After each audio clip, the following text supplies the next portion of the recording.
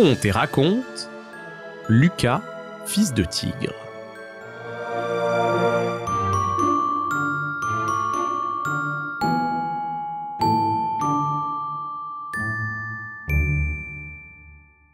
Lucas, fils de Romina et de Minou, était un petit chat très orgueilleux. La nature l'avait doté d'une toison tigrée, lui rendant en cela un bien mauvais service.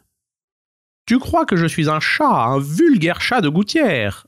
dit-il un jour à son ami Tom. « Tu te trompes, je suis un petit tigre. Mes parents, qui habitaient la jungle, ont dû m'envoyer en Europe pour se débarrasser de moi.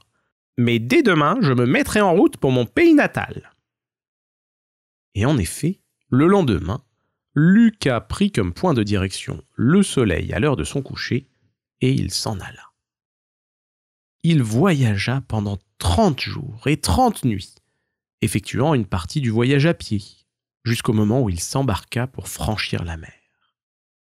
Et un beau matin, il se réveilla en Asie, aux confins d'un grand désert. « Enfin, me voilà chez moi !» s'écria-t-il tout heureux de respirer ce qu'il croyait être son pays natal. Et avisant un grand oiseau qui se promenait sur de hautes pattes, il s'adressa à lui.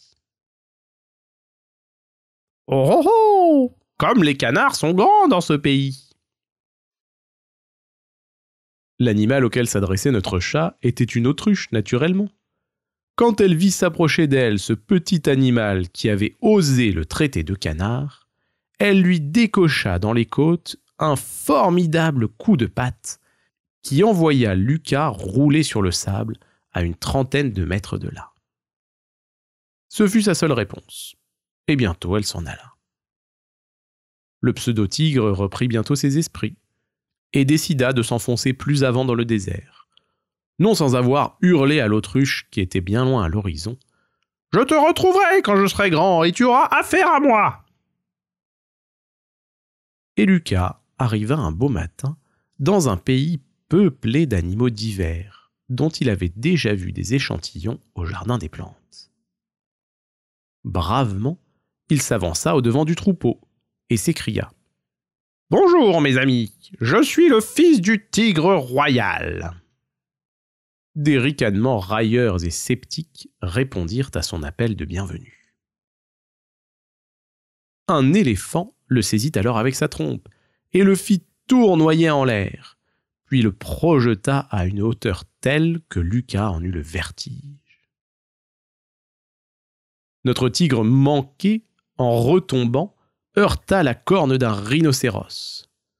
Le pachyderme le rejeta au-dessus de son dos, et Lucas termina sa course sur l'échine hérissée d'un porc-épic. Une bonne douzaine de piquants avaient pénétré dans la fourrure de la pauvre bête, qui poussait des cris de terreur et d'effroi.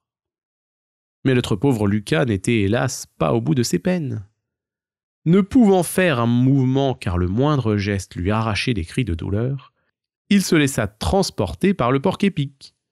Et le porc-épic véhicula le malheureux chat durant un bon kilomètre, avant de se débarrasser en le précipitant dans un grand fleuve qui était peut-être le Nil. La pauvre bête fut happée au passage par un énorme crocodile. D'instinct, Lucas fit le gros dos, et ce fut là son salut. Le crocodile ne pouvait plus refermer la gueule, et de plus, la queue de Lucas lui chatouillait le fond de la gorge. Alors le monstre, pris de nausée, dut rejeter sa proie sur le bord du fleuve. Dès qu'il fut libéré, notre chat prit le large, comme vous le pensez bien. Et c'est alors qu'il songea à regagner des toits plus hospitaliers. « Décidément, pensa-t-il, j'aime mieux être en France un petit chat de gouttière qu'un tigre en Asie. » Et bravement, il reprit le chemin du pays, en ayant encore à subir de fréquentes attaques, et il ne dut son salut qu'à la vitesse de ses pattes. Un beau matin, Tom vit revenir son ami, penaud, honteux, soumis. « D'où viens-tu, mon pauvre Lucas? Et que t'est-il arrivé ?»« J'ai voulu explorer du pays, mais j'en suis revenu. J'ai vu mes ancêtres, les animaux féroces, et j'en suis dégoûté. Pas un n'a fait un effort vers la civilisation, et pas un ne mérite le moindre intérêt. Et que vas-tu faire maintenant ? Redevenir ce que j'étais, un chat de gouttière.